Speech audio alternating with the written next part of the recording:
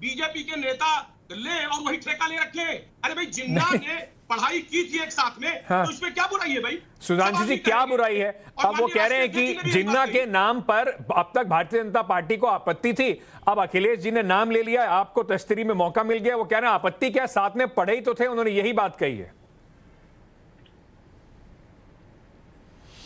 पहले तो मैं अजीज खान साहब की एक फैक्ट को करेक्ट कर दूं कि उन्होंने कहा कि 2014 में सिलेंडर 450 रुपए का था। जनाब जाके चेक कर लीजिए, जनवरी 2014 में एलपीजी गैस का सिलेंडर 1241 रुपए का था।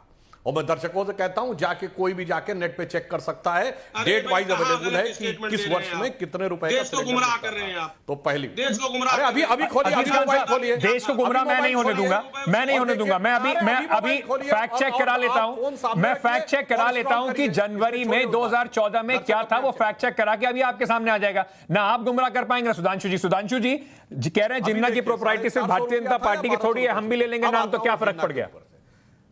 देखिए इन्होंने जो बात कही, बड़ी दुखद बात यह है कि जिन्ना का कंपैरिजन कर दिया गया। एक ही लाइन में महात्मा गांधी, सरदार पटेल और नेहरू जी के साथ उनको जोड़ दिया गया, मगर न गांधी के स्वयंभू उत्तराधिकारी कुछ बोल रहे हैं, न नेहरू के खानदानी कुछ बोल रहे हैं। और अगर हम सरदार पटेल की प्रतिमा बनाते थे तो उस पर छाती पीटने वाले वो भी कुछ नहीं बोल रहे हैं।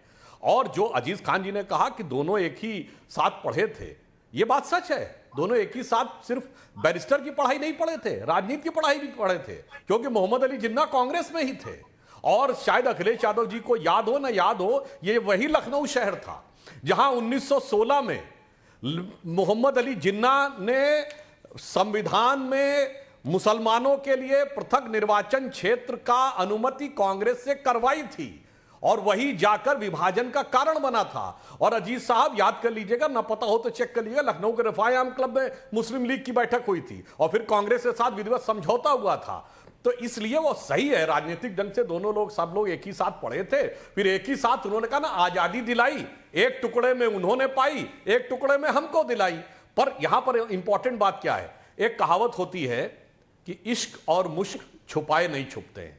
अब भाई मुश्क यानी मूछे तो वो रखते नहीं हैं, मगर जो इश्क है जिन्ना के साथ, वो जिन्ना की विचारधारा के साथ हमारे विरोधियों का जो मोहब्बत है, मतलब जो उनकी रश्क नजर है, जो जिन्ना उनके लख्त जिगर है, जो कभी तस्वीर में दिखता है, कभी तालिबान के लिए दिए गए बयानों में दिखता है, कभी आतंकवादियों के लिए के देने वाली जो उनकी जो एक पैशन है उसमें दिखता है, जो गर्माहट दिखती है, वो गाहे बगाहे उभर के सामने आ ही जाती है। तो इसे मैं कोई आश्चर्यजनक नहीं मानता हूं। उत्तर प्रदेश की जनता भली बात ही जानती है कि अखिलेश यादव जी की जो समाजवादी पार्टी है, हाँ, उसके जहन में जिन्ना ही रहते हैं, जुबान पे वो चाहे किसी का नाम ले लें। अब समझ में नहीं आया, मुझे घुमा फिरा के पूरी बात ये भी समझ में नहीं आई कि जिसके लिए, और अजीज साहब मैं बाकी अपने मेहमानों पर जाने से पहले एक छोटा सा आपसे जवाब चाहता हूं। हमेशा आप लोग तो कहते थे देखिए बीजेपी के पास कोई मुद्दा नहीं होता, कोई बात करने की बात नहीं होती, इस वजह से ये जिन्ना जिन्ना करते हैं। अब आपके पास तो मुद्दा भी था, विकास की बात भी आप कर सकते थे, सिलेंडर का दाम मैं अभी चेक करके आपको बता दिया देता हूं, लेकिन आपको क्यों जरूरत पड़ गई फिर जिन्ना का नाम लेने की?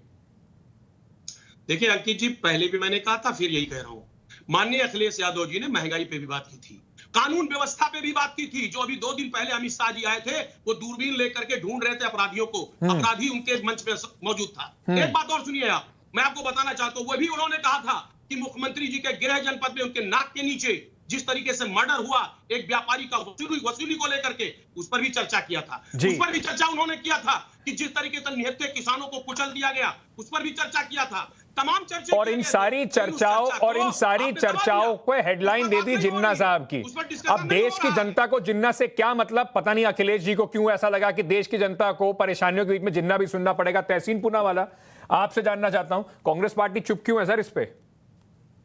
बिल्कुल चुप नहीं, कांग्रेस पार्टी जानती है कि ये बीजेपी, समाजवादी पार्टी और नीचे बैठे एमआईएम के जो प्रतिनिधि, जिन्होंने सुभाष चंद्र